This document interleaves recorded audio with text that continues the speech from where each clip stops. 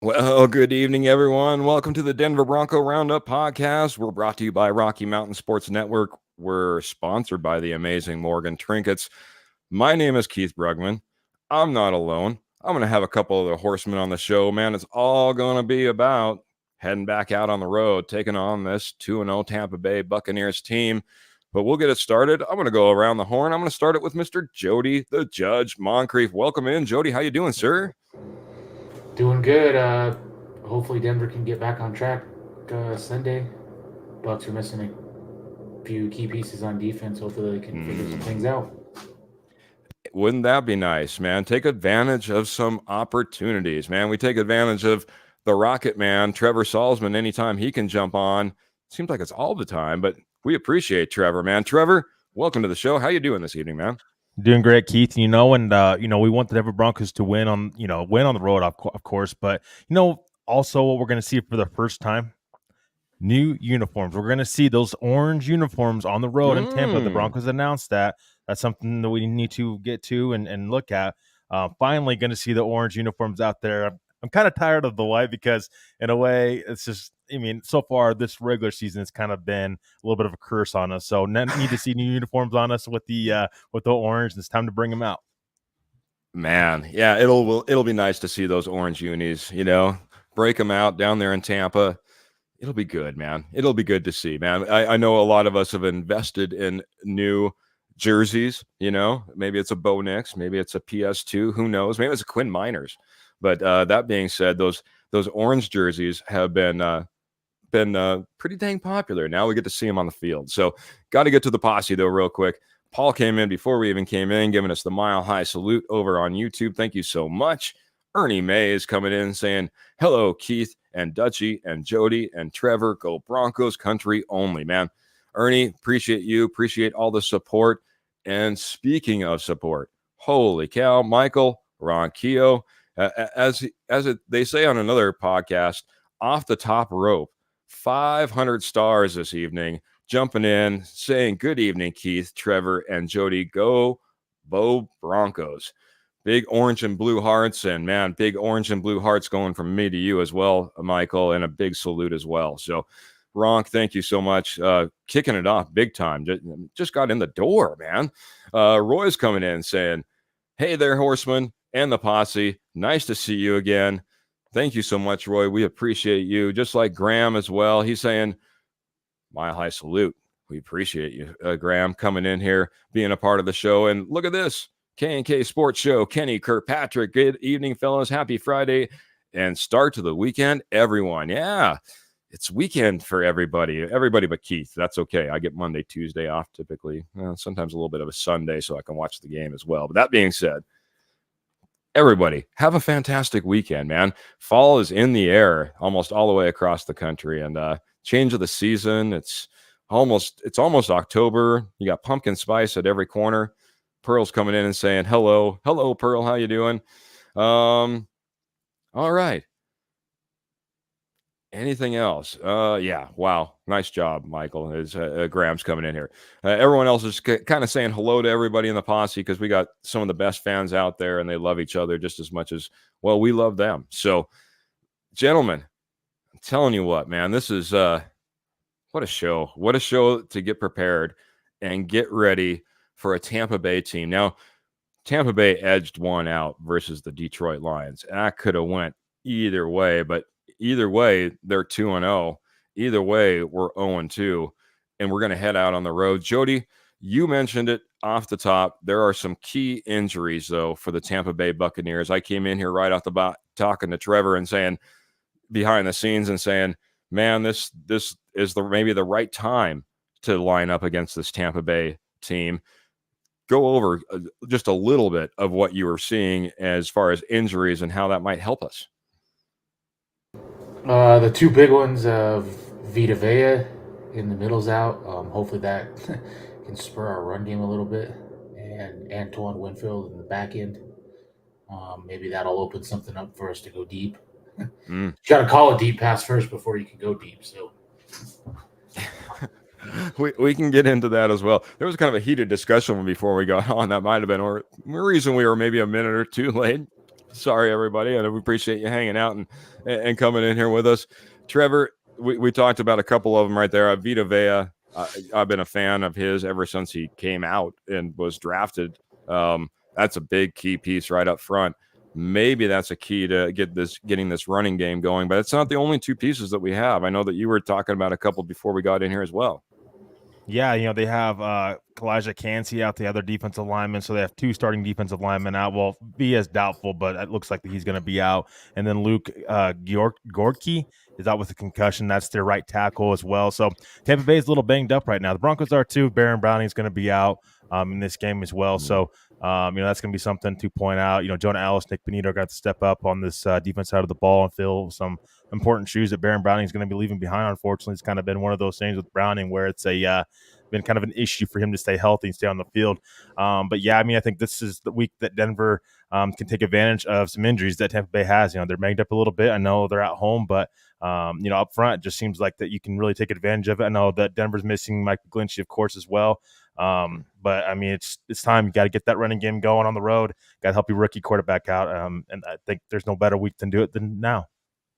Yeah, William Goldston, another guy that's out for the Tampa Bay Buccaneers. So, though he's a kind of a backup linebacker, he's a rotational piece, and it's certainly a guy that they utilize quite a bit. Not having him out there is going to help as well. Just kind of going through for the Broncos as well, you kind of mentioned Baron Browning is going to be out. Also, J.L. Skinner is out for this game as well. So safety a little bit banged up.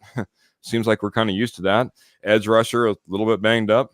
Seems like we're kind of used to that. But that being said, at least we feel good about our edge room safety. At least we're not fully relying on J.L. Skinner in that safety spot, as P.J. Locke has been back there and playing pretty dang good so far, and good rotation there all the way around with Brandon Jones being out there. Hasn't looked all that bad. Keep in mind, there's a team that only gave up 13 points to the Pittsburgh Steelers in 6 of 7 real possessions in the second half. The Pittsburgh Steelers punted the ball. I say real possessions because they had one at the end where they basically kneeled on the ball. So that being said, this defense has been playing pretty good.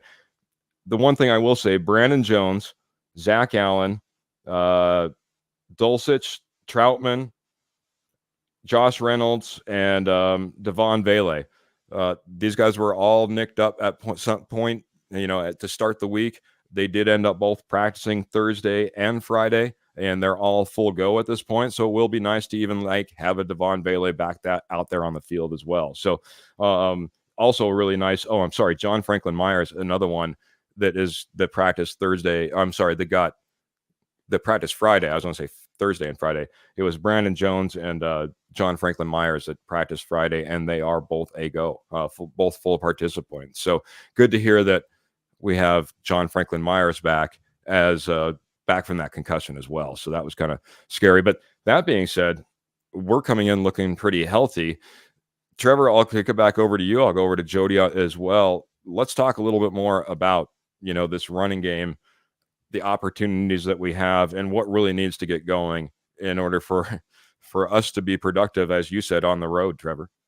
Yeah, I think that the Broncos is what they struggle with. They 39 yards total against, any defense is just unacceptable and doesn't help out your rookie quarterback. Of course, your rookie quarterback is actually leading you in rushing yards right now. That's never a good sign. Bo Nix isn't Lamar Jackson. So it's big. This is a big game for this running back room. And, you got to take advantage of injuries up front, again, that Tampa Bay has. And it's kind of for me, and I know we were discussing it, kind of backstage a little bit, Javonte Williams, I mean, I just kind of seen his film. He's missing holes in there. I know the offensive line hasn't been great. They've been inconsistent, but the running backs aren't helping them out any. And so I don't know that Sean Payton's going to mix the running back room up a little bit. I would like to see, Tyler Beatty out there a little bit more Jaleel McLaughlin, but who knows? We'll see if, Sean Payton will adjust to that and how quickly he adjusts to that. That's one thing that with Sean Payton that I really want to see with him is got to adjust quicker.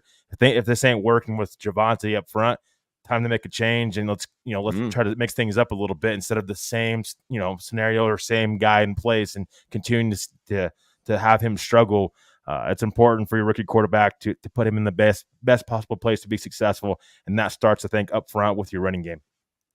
Before I head over to Jody real quick, I just want to say hello to Jeremy, who's jumping in here and saying hello to us as well. Appreciate you, Jeremy. Also, I'm sorry, everything's kind of messed up on my screen there for just a second. So wanted to say hello to my sister who's dropping a couple of $50 stars. Leanna, thank you so much. We'll touch base here in just a little bit.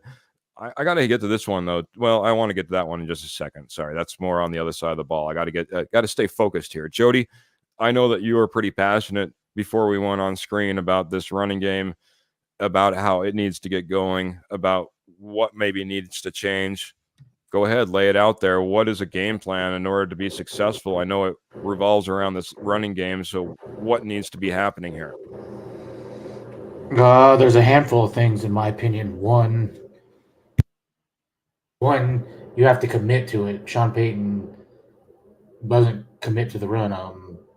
We're currently 71% pass, 29% run. Bo Nix has the third most dropbacks in the NFL.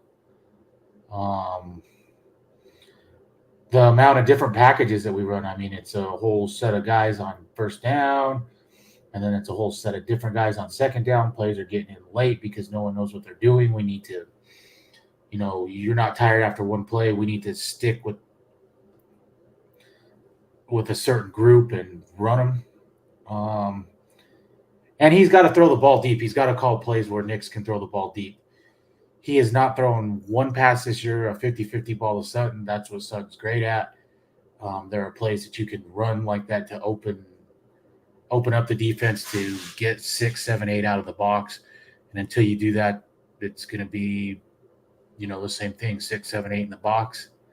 And like Trevor said, Javonte Williams, he has got to start finding the holes. There are multiple holes that he misses. He runs into the back of linemen. Doesn't help. There was one play in particular last week that I remember I was screaming, it's going to be a run. Little toss play to Javonte. He got tackled in the backfield.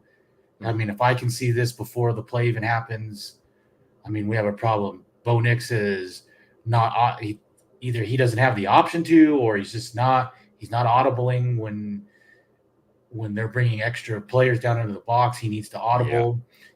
Yeah.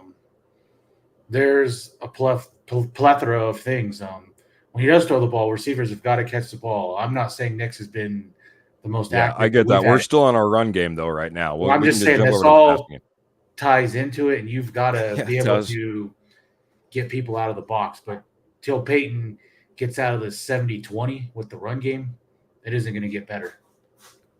Well, I'll say this. There's certainly opportunity to get right when it comes to the Tampa Bay Buccaneers. If you look at what they've done as far as a defense, well, in 2 games, they've given up 277 yards rushing for an average of 4.9 yards per average on the rush. So this is the opportunity. We came on post game, we came on Tuesday. I came to the realization too, I think with Trevor, that, the opportunities for Javonte do need to be limited. But I'm not willing to put it all on Javonte either. Like I said, I put a lot more on this offensive line. Javonte runs into the back of his guys sometimes because it's 2-3 yards in the backfield is where they're meeting. So, there's probably opportunities. There's probably holes. Me and the judge are going to go rounds here. And, he's going to show me some tape after we get off this show of the holes that he's missed. But I saw just a lot of opportunity on this offensive line to be better and give Javonte, give McLaughlin, give everybody a little bit more opportunity out there in order to try to run and run wild. So, but this is the time, man. If you're talking about a team that's given up 277 rushing yards over the last 2 games, giving up 4.9 yards per carry, this is the time. This is the time. And if you can't get it right here, then you do have to start asking a lot of questions in my opinion. So anyway, that's my 2 cents on the whole 9. Like I said, I wanted to get over to that passing game. Something else I would like to see, passing and running. We are not breaking any tackles. Our guys are getting tackled. I have not seen one guy break a tackle yet and get yak. We are not doing that, and that has to change. I agree. In the passing game, I think that's all about placement on the ball a lot of times in order to get that opportunity to get yards after the catch. If your ball placement isn't the best, then you're not going to have that opportunity. We've been dealing with that unfortunately for a few years. Running game, Greg Dulcich in particular. Sure. It's like you flag football and he falls to the ground. He has broken no tackles when he catches the ball. Yeah. And Bo Nix goes down when his shoelace gets touched in the backfield sometimes too. So, Trevor, why don't you kick us off on this passing game? Do you see opportunities versus this Tampa Bay defense that honestly should be one of the best defenses out there? I know they've been struggling a little bit to start their season, but what are your thoughts? How do we take advantage in the passing game as well? Yeah, I mean, there's definitely going to be opportunity out there, but this reminds me of kind of where Denver was a couple of weeks ago against Seattle. I know that they're missing Winfield Jr. Back there, but I mean, you still have Jamal Dean, who's a great cornerback and as well. So, I mean, I think their secondary is a little bit underrated at times. I know they have Winfield's out, but what they have on the field, I think, is not something to take lightly. Of course, I think. Again, it's just, I mean, I want to see more play action with Bo. I want to see more RPOs with Bo. I want to see just be more creative instead of these, kind of dink and dunk passes, short yardage passes all the time with Bo. Not necessarily just always taking deep shots, because Bo Nix's accuracy has been not the greatest so far, and his footwork still needs improved. But no, I think I think, guys, the biggest thing with Bo Nix, in my opinion, and this is part of going back to the running game, and I'm not trying to go back to the running game, but this, again, it ties into this. It ties into this. Bo, in my opinion, is trying to force balls into there that are not there, because I think he's trying to make something happen. And I think that has been part of how bad the running game has been, and he's just trying to do too much. And I think it's really starting to kind of put an emphasis on him and putting a lot of pressure on him to make plays. And I just think that he's just, some of these touchdown passes he's throwing, guys, and it's not even close. I just think he's trying to force it way too much into there. So, for Bo Nix's sake and for Sean Payton's sake, they've got to try to figure out that running game and balance that out to where Bo's not having to force balls in there that should have no place and have, frankly, no reason to be even close to where they're being thrown at. So Bo's, for me, it starts with his footwork and just his accuracy. Sometimes he's missing guys that are right there, and those are NFL type throws, and he's just missing with his footwork. So and just accuracy problems. So it's going to be interesting. He's going to be challenged. This is a defense in Tampa Bay that they love to blitz, and they're certainly going to get after him a little bit. So never underestimate kind of what they got there in Tampa Bay, because I know the defense is a little banged up, but I think they have some plans to get after Bo Nix, and certainly over the past couple of weeks, they've kind of seen what has worked and what hasn't against Bo. Well, that's true. That's true. Game planning starts to certainly come into play as you start to get experience over a couple of games. This is what I'll say in defense of Bo Nix, and I'm not the first one that's saying, "Hey, Sean Payton needs to be gone," or there's a lot of frustration with Sean Payton, I guess, right now in Broncos country. But what we're doing when we get to the line is not helping Bo Nix. I think Bo Nix is just having a hard time reading the defense and knowing where to go with the ball. And one of the main reasons that's happening is we have no time. A lot of times, once we get up to the line of scrimmage, there's a lot of times that whether he can or can't check, I'm not really sure. I've seen some checks, so I think he can. But, I saw some opportunities to check, and maybe he just didn't feel like he had the time to check out of a play that was, like you said, Jody. You knew it was going to get blown up in the backfield. They had the box stacked, and I certainly saw that as well. There's no motion. And when we saw the best of Bo Nix is when we saw a big spread formation. Why? Because defenses have a hard time, piling everybody up at the line of scrimmage and bailing people out because, well, you got to cover all those guys. So all of a sudden, there's only one or two guys that can really pretend like they're blitzing rather than 3, 4, 5 guys right there up at the line of scrimmage. It helped them out a ton. Get to the line of scrimmage. Show a little bit of motion. Give the guy the opportunity to see if he's in man or if he's in zone. Because right now, what I think he's doing is he's getting up there and he's like, okay, well, Courtland Sutton. I'm going to go to Courtland Sutton on this one if I possibly can. I'm going to try to go to Jordan Humphreys if I possibly can, because a lot of the plays that we've seen are scripted like that. So when he gets in those opportunities, when it's not necessarily a scripted play to go to one particular guy and he needs to read, boy, he's having a hard time doing it. Give him the best opportunity possible. I think, I know that everyone, Trevor, Jody, even some of the posse out here, they're in here screaming, saying we need to get this running game going in order to get this offense moving. I'm telling you, the passing game is just as important. If we can't show just a little bit more productivity in this passing offense, it just really, hog ties you as far as trying to get a running game going. And Trevor, you started talking about, these teams game planning. Well, these teams game planning know that they can kind of stack the box on us right now. And, we don't have the most elite running back there. They need a little bit more help than that. So, Jody, I know I put you off as far as this passing game. Your thoughts on this passing game? I know one thing. I'm excited to see Devon Bailey kind of come back. Seems like he was a happy target for Bo Nix. A couple things that I think would help a lot is Peyton's got to get the playing quicker. When you're getting out of the huddle with 8-7 seconds left, there's no time for eye candy and motions and different things because you don't have enough time for it. That's a problem. We had this same problem last year with Russ. Is it a Russ problem and Bo Nix problem, or is it a Sean Payton problem?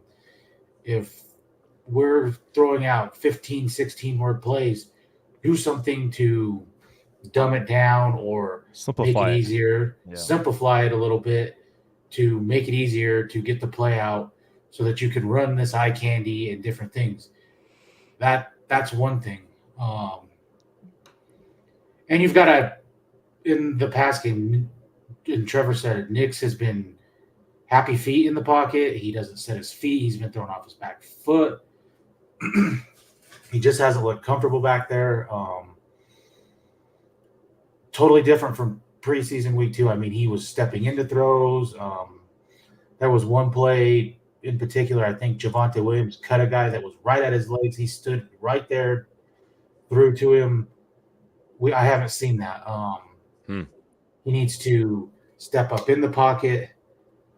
And if Wattenberg is not going to be able to block in the middle, then put Forsythe in, because Wattenberg has not been good, not been blocking in the middle, and it's hard to step up in the pocket when you're getting pressure right in your face.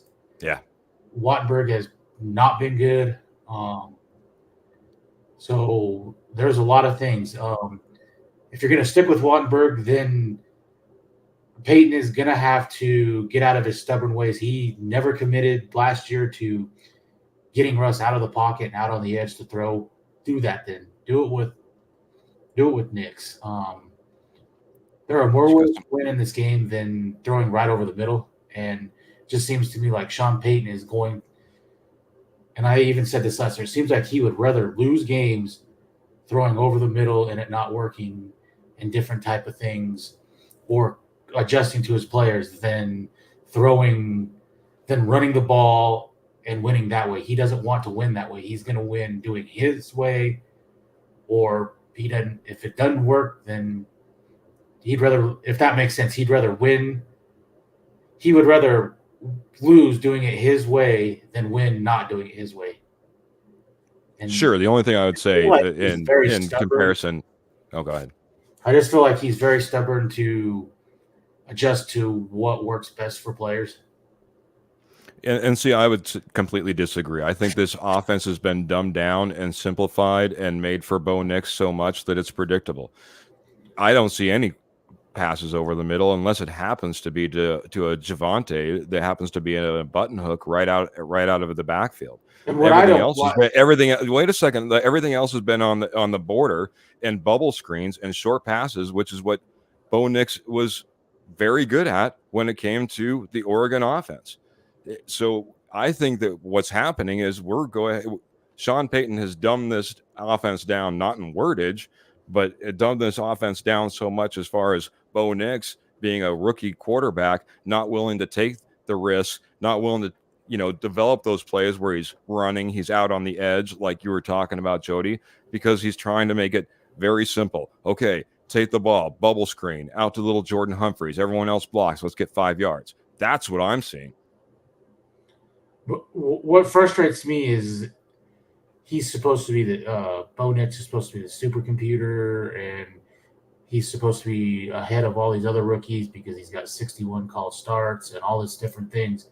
Then why are we dumbing it down for Bo Nix? Let him go out and, I mean, that's all you've talked about is how smart he is, and you told him all these plays, and the next morning he regurgitated it to you word for word and didn't mess anything up, and he did all these things. Then let him do it, because the same 5 or 6 routes that we're running and these little curls and button hooks, those are hard routes to go get yak after. So we're not doing anything. We're not helping. We're not helping guys. You need to throw the ball deep 4 or 5 times. It didn't even, yes, you want to complete it, but you've got to show that. Oh, might have lost Jody there for a second.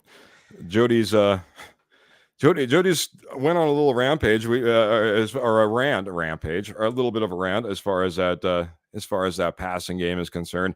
To me, bubble screens are all about yak and getting at trying to get it out there, trying to get some blocking, trying to get 4 yards after you've already thrown it behind the line of scrimmage. So, I get the frustration. Trevor, I'll let you chime in real quick. It looks like Jody might be back as well. I'll get him here in a minute, and then we'll flip over to the defensive side of what's going to be happening in this game. We're getting a little feisty in here, I guess. Yeah, no, I think, but Keith, and see if you agree with me on this one. Part of the problem, I think, with Sean Payton wanting to throw, and Jody, you can chime in as well. Part of the problem of, we need to have Bo Nix throw, deep balls and whatnot.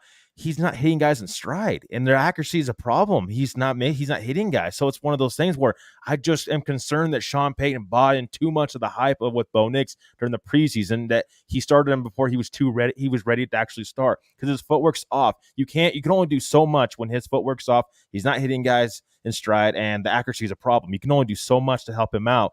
And I just wonder, was Bo Nix did he start too soon before he was ready? And is there more flaws than we actually seeing from Bo in the preseason and what we heard about? I think there is with him, and I think it's hurting him as well on top of everything else. Again, there's multiple leaks to this offense, but Bo, some of this blame is on him too. Not a ton of it, of course. It's not because he's a rookie. I get that, but there is some blame on Bo as well. He's just not hitting guys. The accuracy is an issue with him. That's my biggest concern with him, and it's one of those things where I don't know that you can want to bench him now, but I don't want him to, completely lose confidence. And I don't know that, how much it's so keep running him out there when these are big issues with him and keep, running him out there. You're going to run him into the ground. I'd rather them take a step back with Bo. Hey, let's try to develop his footwork, get his footwork right. And so he can hit guys in stride and the accuracy is not an issue, rather than keep, throwing him out there and kind of just into the fire to see what happens. It's just an issue with me. I don't know. I guess if you guys agree or disagree, I know we had this discussion on Bo Nix, but it's just one of my concerns with him and with Sean Payton, how they developed him so far. I'll give you 2 seconds. And I'll throw it over to Jody. For me, I'm not going to pound it too hard, but this offensive line, we talked about it on our last podcast. They need to go out there. They need to give him 3 consecutive pockets where he doesn't have guys eating at him. And I think at this point, I think the kid has confidence, but sometimes I don't think he has confidence in the game, if that makes sense. I think absolutely he can go back there, he can learn, he can diagnose, he can regurgitate, he can do all this stuff, but trying to stay confident in the game when, again, I think this offensive line is failing his running game. It's failing him when he goes back to pass. For me, that's where it kind of lies. But, again, did he bring him out there too soon? We talked about the possibility of Stidham maybe taking some losses early because we knew it was a hard run. At the same time, this guy needs to go out there and learn at some point too. And now that we're out there, I think we're in it. We're in it for the long haul. Kurt Valente, really quick before I get over to Jody on this as well, and his thoughts on this. He's saying Bo Nix will be fine. Looked light years ahead of Drake May. So I disagree with that one. the one thing that I don't like, I'll Kurt, he has other questions in here, but I don't know if we're going to go down that path tonight, Kurt. I'll be honest, not going to go down the Aaron Rodgers path quite yet. But the one thing I'll say is I don't like the grade on the curve of, oh, well, he looked better than this rookie quarterback or that. No, these are NFL quarterbacks, and that's what we need to think of them as. So, Jody, one more time, back over to you. What do you think did, as Trevor asked, did Bo Nix take the field too soon? Did Sean Payton buy into Bo Nix too early? What are your thoughts about Bo Nix as he's taken the field and his progression as he goes through the season? Jody, if you're there. I think he's having internet issues. Oh, boy, just all at the right time. Oh, maybe. Jody, how you doing, buddy? Sorry, I'm back. All right, buddy. It's a bunch of things. His footwork has been off, and that's been a problem. I know he can do it because preseason game 2, his footwork was almost perfect. He was taking step or drop backs, stepping into throws. He was stepping up in the pocket, not drifting. That's a problem. Doesn't help that wide receivers are dropping passes. It doesn't help that I have yet to see. I mean, when we're down in the red zone, why are we not throwing a 50-50 ball to Courtland Sutton and letting him try to do something? Why does everything have to be right over the middle? I don't like that. And again, it goes back to this run game. You've got to get the play calls in faster. That allows you to motion and do different things, and you've got to get this run game going. And for me, the last thing is you moved up for 2 wide receivers the last 2 drafts, and you don't play them, and they're your fastest guys on this roster. Sean Payton, and this isn't word for word, but we are so much better at it than most teams, and this is easy. Well, in 2 drafts, you've drafted 1 legit starter that started in Riley Moss. These other guys are doing nothing. I don't understand why you move up to get a Marvin Mims and you don't play him, and then every week we got to get him the ball more. This is why we got rid of Judy. This is why we got Tim Patrick so we could play him, and we don't play him. It doesn't make any sense. Either he's oblivious or there's a real reason. I don't care about the route tree, because you could go out there and run in 3 or 4 different routes that takes the top off the field and opens up the field a little bit. Use him like that. Well, it might be the only way they can, because quite honestly, I haven't seen Courtland Sutton get going. Maybe the best performer out there is then Little Jordan Humphrey. So, if, in my opinion, if you can't get Courtland Sutton going, how the heck are you going to get Troy Franklin going? How the heck are you going to get, a guy that, we kind of took a flyer on? Marvin Mims, sure, maybe we can get Marvin Mims more involved, but my goodness, it frustrates me. Courtland Sutton, as Jody said, he's a number one. He's a number one so far.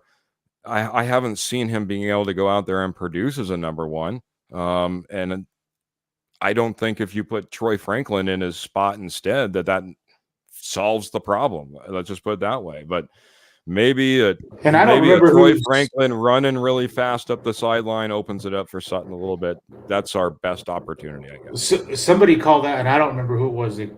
They were going over a play, and Courtland Sutton is literally just jogging, like going half speed. That's not okay. I mean, he's wanting extra money and wanting paid. He needs to step up as well. So you can't half-ass jog and do that type of thing and expect for stuff to work. So, I There you mean, go. and you talk about the bubble screen and bubble screen and things go. Sorry, Jody. I'm gonna have to drop you out, but don't worry, I got you covered because I know that what he was going to talk about was Morgan Trinkets. Morgan Trinkets is your headquarters for Southwest Jewelry, Southwest Pottery, and Estate Gold at wholesale prices. I'm telling you what, guys, 33 years experience doing this. So if you're looking for any of this, Morgan Trinkets is the place to go.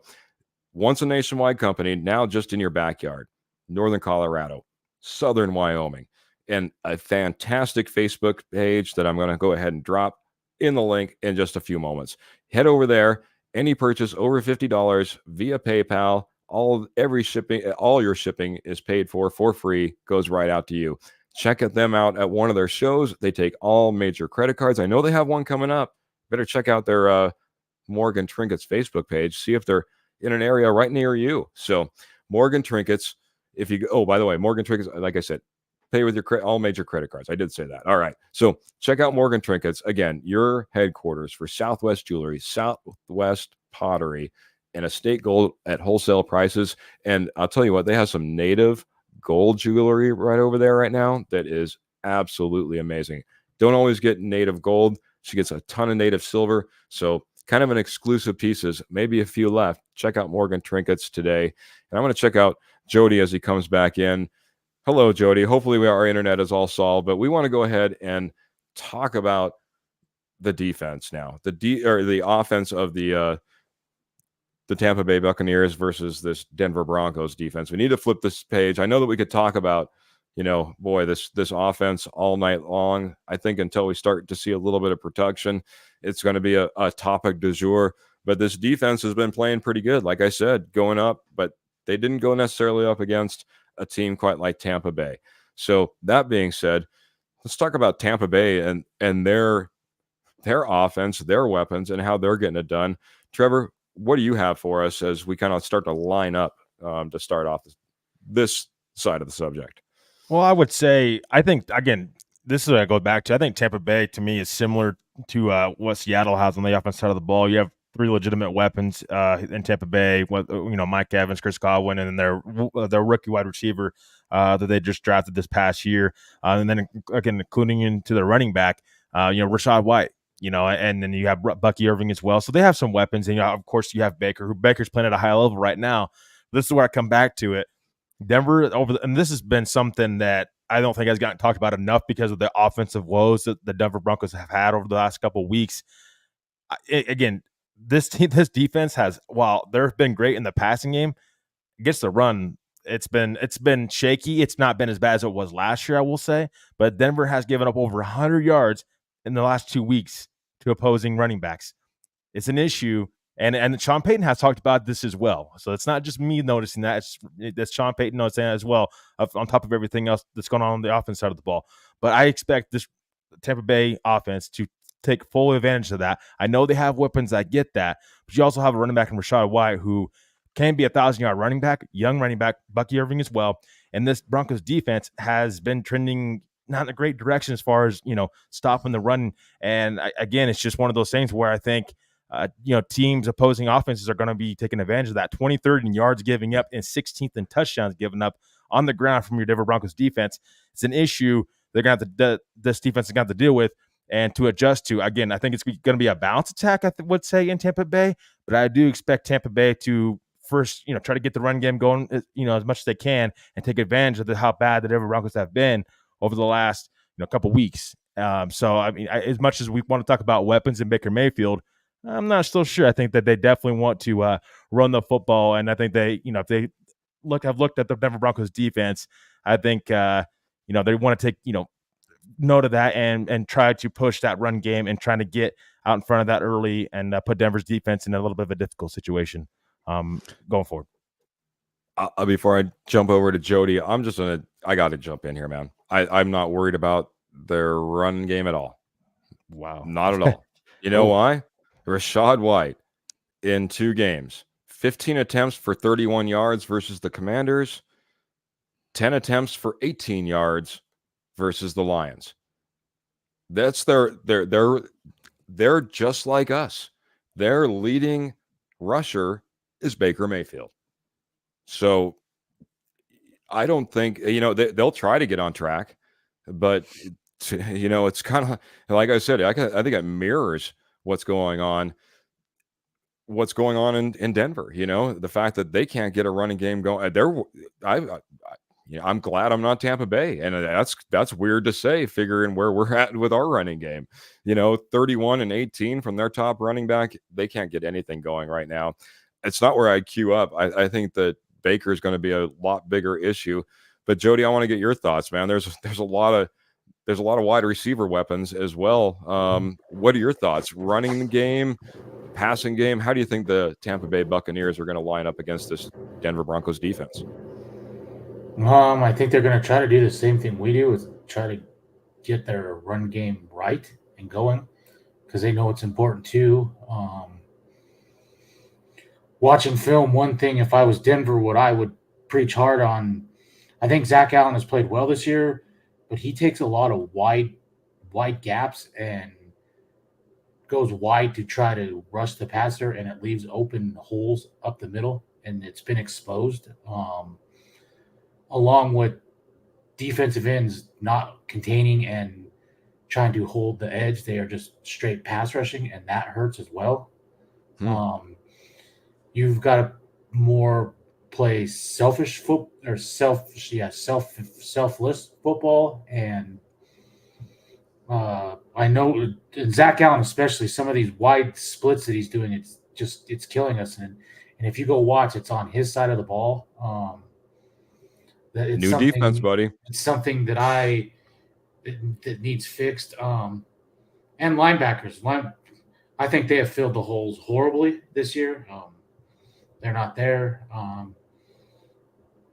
don't think in coverage they've played bad, but filling the holes and stuff, they've been not good. Fair enough. Go ahead, Trevor. No. I was just going to say Bucky Irving is actually their leading rusher on that football team. So for me, and again, right.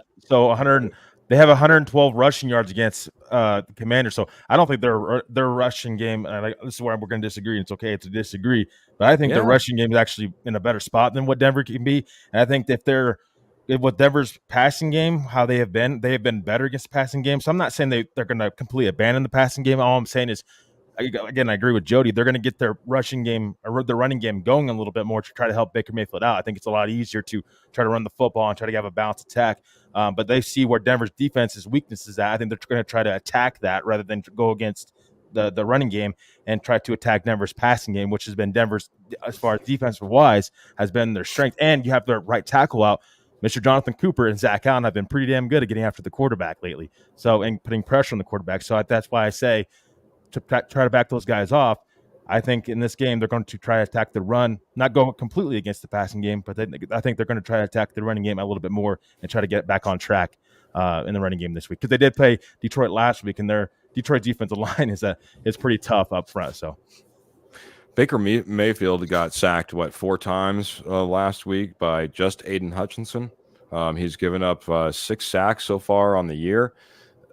Zach Allen and the rest of this defense is actually leading the league as far as pressure percentage across. Not at the very top, but near the top of the league as far as pressure is concerned. So I don't expect that to change. Like I said, it's a new defense. It used to be, it was a lot of a gap control defense. We wouldn't go upfield. We wouldn't rush upfield. We wouldn't see this type of pressure rate last year. Vance Joseph flipped the script. This is all about, and this is what, guys like Zach Allen were all excited about. He says, it's the type of football I like to play, getting upfield, trying to get in the backfield. To that being said, Jody, it absolutely opens up holes sometimes when all you're trying to do is get upfield. It puts a lot of pressure on those edge rushers to still contain. And I saw some issues when it came to containing Justin Fields. The nice thing is Baker Mayfield isn't quite a Justin Fields, so I think that'll be a little bit easier moving forward. They turned the ball over on an interception because of the pressure last week. from Baker Mayfield. I think that's the key here. I don't want to say I'm not. I know I said I'm not worried at all about the run, but I don't think that's the key to their offense. Believe me, Chris Godwin is eating right now, and he's sitting there in the slot. So when we're talking about McLaughlin out there covering him, or McMillan, I'm sorry, out there covering him, we're gonna have to see some good coverage out there. Riley Moss is going to have to continue to be very good. PS2 is probably going to have a better game than he had last game, because whether you like the penalties or not, there was some of those that were legit, and there was passes that were completed on him, and he didn't have his best game. So if we're talking going up against some pretty dang good guys, when you start talking about Mike Evans, Chris Godwin, we're going to have a game when it comes to coverage as well. I'm telling you, Baker's had his revival, and he's still looking good down there, despite some of the issues that they're having, mainly along their offensive front. And that's one of the main reason they can't get their running game going, is this offensive front is struggling. So I think there's opportunity for us to get after the quarterback and maybe not key up on this run. But that's just my 2 cents, bud. Yeah, no, I just think that they're going to try to get the running game going right. And I know Baker's been on fire. I'm not saying they wouldn't target some of their weapons, but I just think that, I mean, you got to attack the opposing team's defense. And, I know that you try to go to your team's strength a little bit as well. But if you're, kind of game planning a little bit, what is that defense? What's their biggest weakness? Well, the Broncos' biggest weakness, in my opinion, and I think, if you look at it, overlook it for this season over the last 2 games, it's been stopping the run, and it's been, again, just hasn't been talked about enough because how bad the offense has been. So, and Sean Payton knows as well how difficult it's been to stop the run on this defense side of the ball. So, I just don't know that they want to put their backup right tackle, in a difficult situation, trying to pass the ball all the time, when you know that this team can get after the quarterback, and VJ is going to blitz you. One way to get him to back off the blitz, run the ball down his throat, and try to get him off, blitzing you. So I think that, again, their passing game is definitely something worth, watching, and it's definitely dangerous, especially Riley Moss. I think Riley Moss is going to get targeted quite often in this game. It looks like he's going to be covering Mike Evans, in this game. So, either way, I just watch out for Riley Moss, but also, again, this team, I think they could be running the football more than what's being talked about, I think, right now as well. Got to say aloha to Mr. Patrick Wiltsey as he jumped in here a few minutes ago. And by the way, Lion Coffee, and thank you, Patrick Wiltsey. It's keeping me moving. Long night last night, long day today, but I'm in here, I'm rocking it, and it's because of Lion Coffee and those magical caffeine beans that I love from them. Paul came in here, and this is, maybe we could, maybe we'll end up ending on this just based on the time and the topic, because I want to hit a couple of things. One, he's coming in here and saying, I heard the Steelers secondary was laughing about Russ giving them our playbook and not worried about Bo's long ball. The other thing I want to just add to that, and the thing that, I'll say it straight out. Steelers, I have a lot of respect for that organization, how they're ran, the tenure that their coaches have, the way that they're willing to develop players that they've drafted. I mean, there's a lot of things that I like about the Pittsburgh Steelers organization and Mike Tomlin.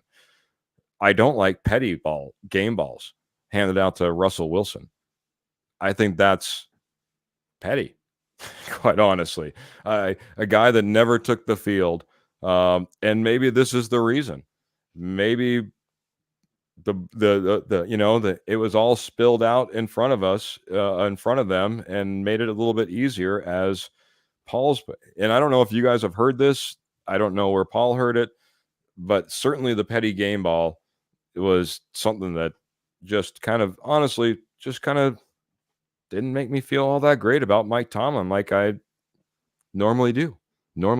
Wish he wouldn't have necessarily got that way. So, Jody, I'll head over to you first. Have you heard anything about this? Yeah, I heard about it. I don't really have a problem with it till the Broncos show that they are willing to try to throw the ball deep. Why would teams be worried about that? Well, he's got to. Bo Nix in 2 preseason games, he has not. In 2 preseason games, he didn't throw deep once. We never really showed it. we haven't shown it in 2 regular season games. I don't really count the trick play. I mean, he was grasping at straws at that point. You have fast guys on this roster, and why he won't use them, I don't care. And like I've said, I don't care about running route trees. You can run a go route or a 9 or something.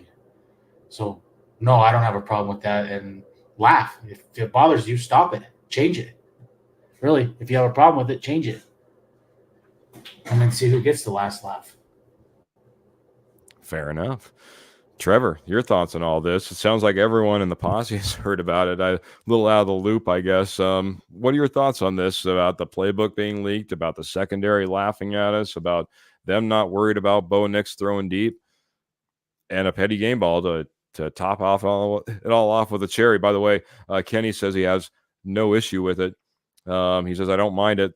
Shows they respect Russell Wilson as a teammate, Keith, and I still think he got the short end of the stick, to be honest. So your thoughts, Trevor?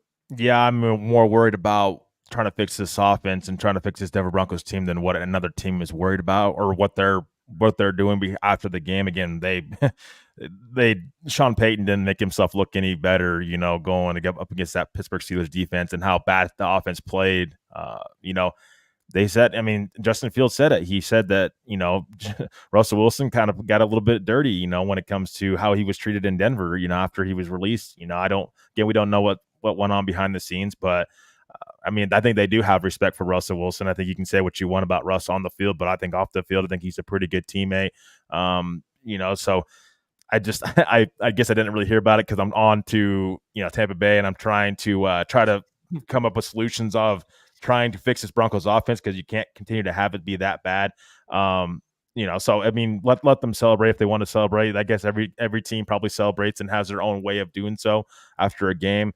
Yeah, Russell Wilson didn't do anything really in that game. He just kind of sat on the sidelines, but who knows, if he was healthy and really out there. We'll see. That I don't think that Steelers offense is all that great right now. I think their defense just won them that game. So I don't know what they're really, if you're celebrating about that, we'll see, when they face tougher, stiffer competition, how that offense ends up turning out.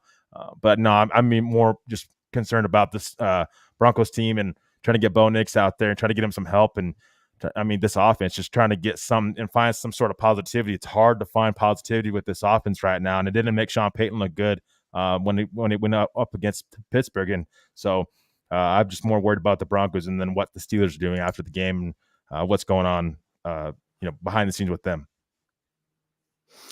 Very good, bud. I understand that, man. At some point, it doesn't really matter, until you prove it on the field, until you can tell them to shut up, make them shut up. Paul's saying, true, Rocket Man and Judge, play better.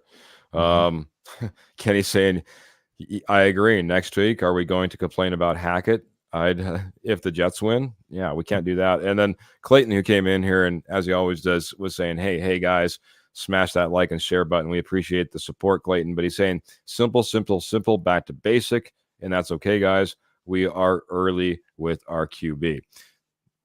Basic, but enough time to get to the line of scrimmage and maybe check. One of the things that Michael's pointed out, I apologize, I've been having some technology issues. Michael pointed out that he dropped some Facebook stars, but Vance Joseph defense against Baker Mayfield, 0-2. Or 2-0, I'm sorry, 2-0 against him. Baker Mayfield has never beat a Vance Joseph defense when Vance Joseph was with the Arizona Cardinals. Just pointing that out, that's a pretty good matchup that we've been on the right side of. Michael, I appreciate you pointing that out as well, because, again, I think there's great opportunity in this game, and that's why we're going to roll right from what you're talking about here into our predictions for the game, because guys, that's where we're at. It's Friday night, the game is happening on Sunday. This is the last time we're going to be live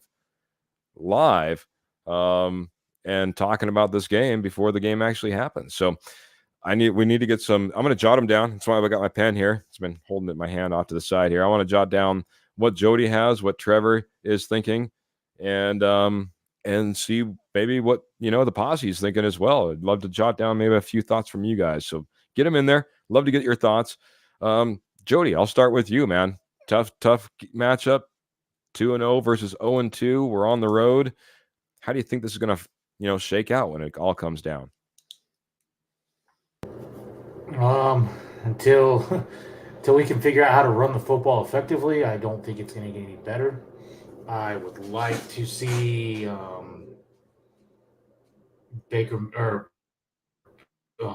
Bo Nix, if nothing else, just stay settled in the pocket and figure out his footwork or his feet work. But I think Tampa wins this game. We don't play good in the mornings. We don't play good down south.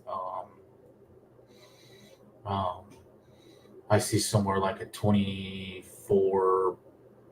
24-13 type game. 10 or 13. I'm going to write this down. This is ink, buddy. 13. 13, 24-13 from Jody. Yeah, I think you're right about a lot of things. Put a lot out there on the table.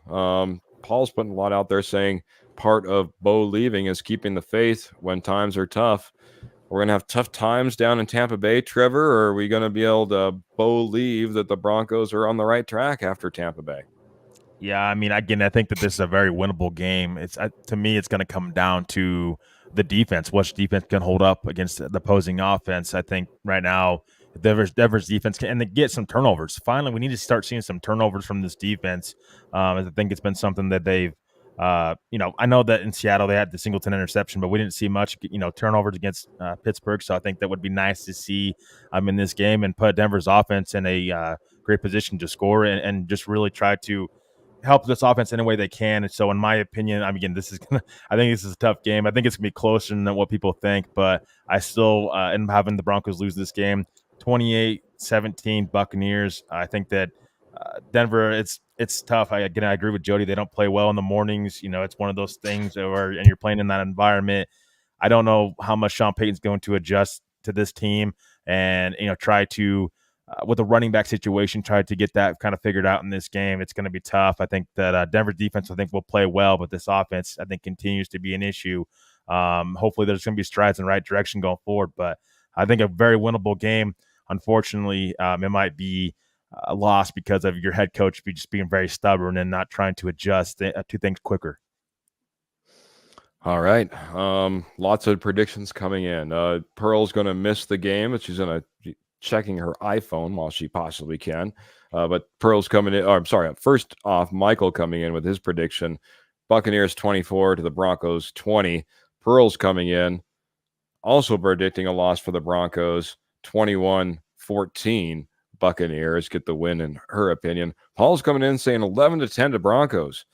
Getting there probably the hard way, trying to get to 11. I appreciate it, Paul. Looks like the defense is stepping up again for us in that scenario. So, Kenny's coming in saying bold prediction. Mims returns a punt for a TD. Offense continues to struggle, and defense bends but does not break. Go Broncos. 17-14 Broncos for him. So nice win prediction. He says. I don't know what See Toy Guys Sunday means, but that's all right. I'll try to get that.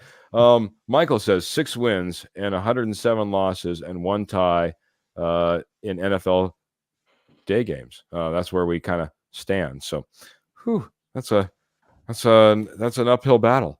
That's the stat.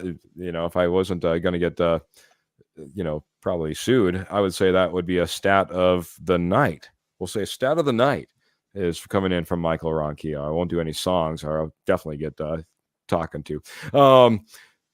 3 big injuries on this defense. See you Sunday. Absolutely, buddy. Appreciate it. I got to get my prediction in. And I'll be honest, I've been harsh on this Broncos team. I said if they lost the first 2, there's a very good possibility they go 0-4. But I just have this feeling. And I'm going to go against what I said. And I want to go ahead and I want to predict a Broncos win. It's not going to be pretty. It's not going to be beautiful throughout most of the game. But I think Bo Nix puts enough of a drive together to put them into field goal range to get the 17-14 win against the Tampa Bay Buccaneers, and they end up getting the win come Sunday. So I want to go out on a limb on this. I heard a million times. I've heard it a million times since, I think, training camp. At some point, we got to believe. And, Sean Payton's out there saying he loves these guys. He loves that they're young. He loves that they fight. This is their opportunity to fight. They're down 0-2. They're heading into Tampa Bay. They're stacked up against these stats that Michael Ronquillo's given us the stat of the night: 6 wins and 107 losses and 1 tie. Forget about that. Go get the win. I think there's a good opportunity here to go get the win. By the way, Tampa's defense, not that great at stopping the run, so there's opportunity for us to start going off there. Let's get this thing moving. Let's go in the right direction. Pearl, I hope I'm right as well. Michael, thank you so much coming in here, saying it was a great show. Appreciate the posse. You guys have been in here strong, from Kenny and Kurt over on the K&K Sports Show jumping in here, to Michael Ronquillo dropping major stars to start off, and then doubling down, coming back in, talking about Vance Joseph, to my sister who dropped stars, but not just them, every single one of you guys, Paul and Roy and Ernie and all y'all, man. I'm telling you, love you guys. We've been growing, getting bigger, doing great things, and it's all because of what you guys bring to the table every single episode. Speaking of which, we go live every Tuesday, every Friday, 7:30 p.m. Mountain Standard Time. We also do a great post-game show right after the game. Jump in here, get your live opinions right in. Hopefully we're talking about those ecstatic feelings and that rush of adrenaline as we pulled out a win, like Keith was talking about. But either way, we'll be here for you guys. That being said, I want to go back around the horn. Jody, final thoughts. Let's get out of here. Let's have a great night and start off a great weekend. I just want to see some things cleaned up. I want to see Bo Nix's footwork get improved. Look more comfortable in the pocket. I want to see play calls getting quicker so you can do some different things. I want to see some deep shots, and I want to see this run game get going. If all that can happen, I think we can win. I don't know that this is the game for that to happen, but if that can happen, who knows, any given Sunday. I knew this was going to be a work in progress, and I am not on the train of benching Bo Nix at all yet. Not even close. It's 2 games in. Just ride the process. Sean Payton, you're a veteran coach. You need to step it up.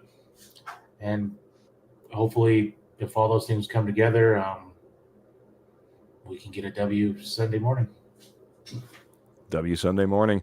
Lots of love. I just got to point this out before I go over to Trevor. All throughout the posse, I'd love to hear this. Paul says he's getting Christmas gifts at Morgan Trinkets. Paul, thank you so much. Morgan Trinkets is a fantastic sponsor. I did drop that link late. But Trevor, what do you have to say before we get out of here and get all prepped for this game and be back on the air Sunday right after? Yeah, I think it's a very, very winnable game on the road. I know the environment's very tough, but I think Bo Nix, he did say earlier this week, he said that those are environments that he loves to play in, and so I love hearing that from Bo Nix and him feeling very confident about this game. I think it's going to come down to Sean Payton. Can he adjust? Can he adjust quicker? We've seen these adjustments, but in my opinion, they're just too late. And did he simplify the playbook enough this week too, so that they can get up to the line of scrimmage quicker, so Bo Nix can make adjustments. Some of these progression things that we need to see from this offense. I definitely want to see that progress from this offense. I think this defense is in a good situation right now. Again, got to watch that Tampa Bay running game because they're going to try to attack your weakness on defense. And then try to get after Baker Mayfield. I mean, blitz him, getting in his face a little bit. Jonathan Cooper, Zach Allen, love seeing those guys be bright spots for this defense. But this is a very winnable game. I know just picked a loss for Denver, but very winnable game. And again, got to start at some point in time. Got to get a win at some point in time. Why not do it now on the road? But I really want to appreciate everybody tonight, for jumping into the chat. All the, you guys are really honestly amazing and couldn't ask for a better posse than what you guys are. The support that you guys continue to keep. Can't talk right now. The support that you guys continue to bring to us is really, appreciated. And really can't thank you guys enough. And can't wait to break this game down on Sunday. Hopefully we're talking about a Denver Broncos win. But appreciate you guys. Love you guys. Hope you guys have a great weekend, and go Broncos. Go Broncos indeed, man. I had a smile because it's usually just me that stumbles over words. I'm glad it was finally you, Trevor. You know, between me stumbling and not finding the right one, boy, I usually have some issues. Trevor finally joins in. But, you know, talk about joining in. Boy, talk about an amazing posse. Thank you for joining us every single episode. Remember, we have the Denver Bronco Roundup Facebook page, YouTube. We have the Denver Bronco Rocky Mountain Sports Network, YouTube, Facebook, and the RockyMountainSN.com. Check out our website as well. We appreciate all the likes, all the loves, all the shares. You guys are absolutely amazing. It's why we show up. It's why we do this. Thank you guys so very much, man. Let's go out there. Let's believe. Let's go ahead and get a Broncos win. Again, I think it starts with the passion of the fans sometimes. We need to show up. We need to show out. I know a few of you are going to say, I'm going to miss the game. It's all right, man. Just know that the Broncos, of course, this will be perfect. Remember to keep your feet in the stirrups. Remember to keep your guns in the holsters. And even though you can't watch the game live, always keep the Denver Broncos in your heart. We're going to get out of here. Until next time, thank you guys so much. Gals, have a good night.